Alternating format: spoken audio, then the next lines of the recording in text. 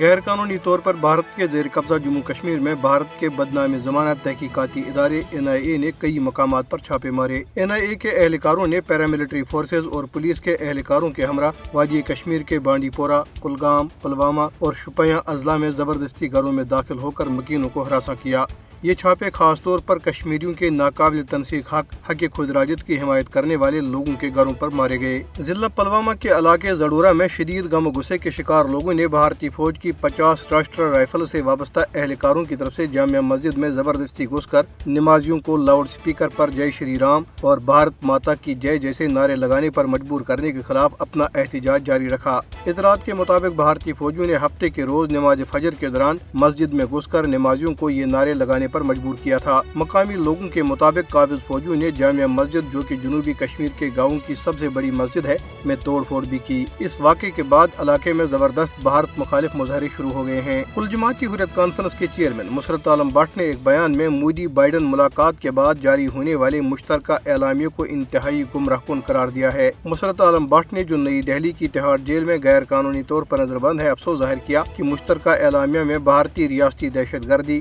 ہزاروں بے گناہ کشمیریوں کی گرفتاریوں اور قابض فوجیوں کی طرف سے مقدس مذہبی مقامات کی بے حرمتی کے واقعات کا کوئی ذکر نہیں کیا گیا۔ ادھر تشدد سے متاثرہ افراد کی حمایت کے عالمی دن کے موقع پہ جاری کی گئی ایک رپورٹ میں کہا گیا ہے کہ بھارت مقبوضہ کشمیر میں حق خود ارادیت کے حصول کی حق پر مبنی کشمیریوں کی جدوجہد کو دبانے کے لیے بڑے پیمانے پر جسمانی، ذہنی اور نفسیاتی تشدد کو ہتھیار کے طور پر استعمال کر رہا ہے۔ رپورٹ میں انکشاف کیا گیا ہے کہ بھارتی فوجیوں نے جنوری 1989 سے اب تک اپنی ریاستی دہشت گردی کی جاری کارروائیوں کے دوران 96,211 کشمیریوں کو شہید کیا، جن میں سے 7,297 کو دوران حراست یا جعلی مقابلوں میں شہید کیا گیا۔ کل جماعتی حریت کانفرنس آزاد کشمیر شاخ کے زیر اہتمام تشدد سے متاثرہ افراد کی حمایت کے عالمی دن کے سلسلے میں اسلام آباد میں ایک سیمینار کا اہتمام کیا گیا۔ سیمینار کے مقررین نے کہا ہے کہ بھارت نہتے کشمیریوں کے خلاف تشدد کو ریاستی پالیسی کے طور پر استعمال کر رہا ہے۔